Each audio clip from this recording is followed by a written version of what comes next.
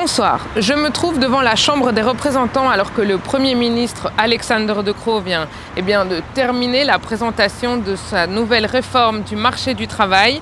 Alors, avant d'analyser les grandes lignes de ce nouveau plan, écoutons tout de suite l'ouverture de son discours.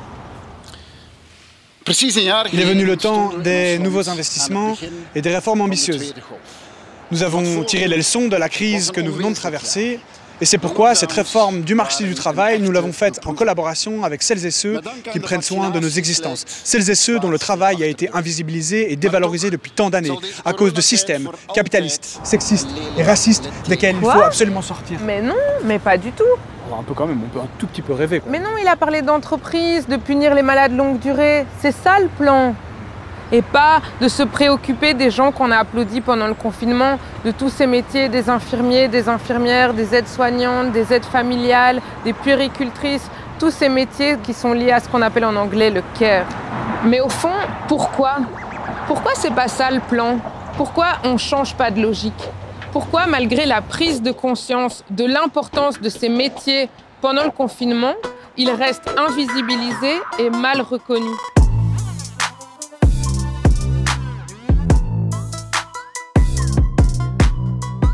Il y a plusieurs raisons à cela.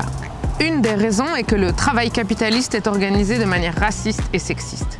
Ça se voit par exemple au niveau des salaires, où on a décidé de valoriser les diplômes et l'expérience. Si j'ai beaucoup de diplômes, je suis très qualifiée et donc bien rémunérée, comme un médecin, un physicien, un ingénieur. En Belgique, l'écart entre celles qui ont un master et la moyenne des salaires est de 42%. D'autres métiers sont bien rémunérés parce qu'ils participent au système capitaliste comme les managers, les traders ou les CEO. A l'inverse, le métier le moins bien rémunéré pour l'année 2018 est celui de garde d'enfants. Et dans cette catégorie des métiers moins bien rémunérés, on retrouve les aides-soignantes et les agents d'entretien. Des métiers qui nécessitent moins d'années d'études et qui donc sont moins bien rémunérés. Logique. Sauf que non.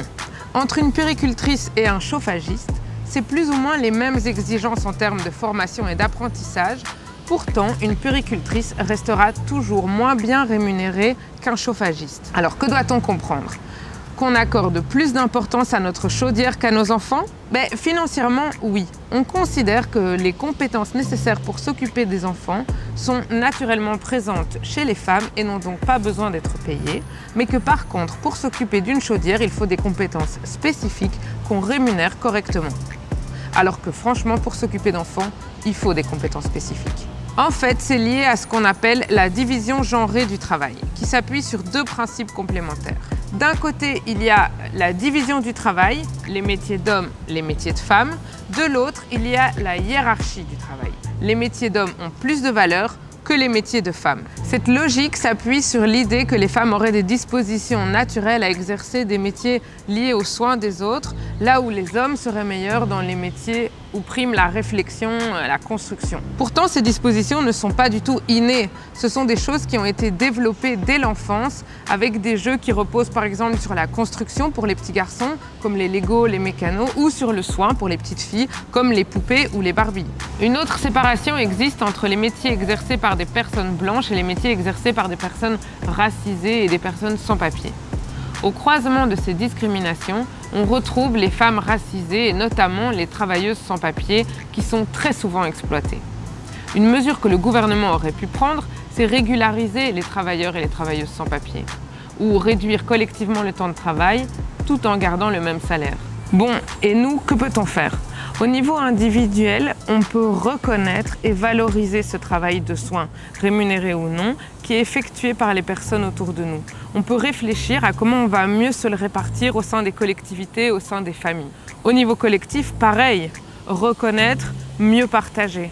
On peut aussi soutenir les luttes des travailleuses du care. Et puis au niveau de l'éducation, on a vraiment besoin maintenant d'une éducation non sexiste.